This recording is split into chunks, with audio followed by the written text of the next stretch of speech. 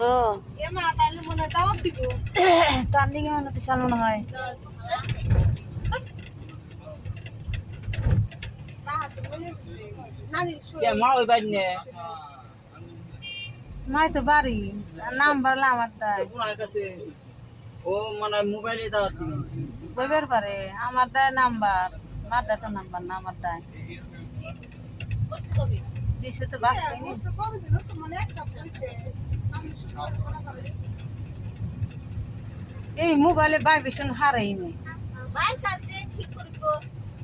পলাইলে একবার ঠিক করছি আবারও পলাইলে ঠিক পাইনি কিছু না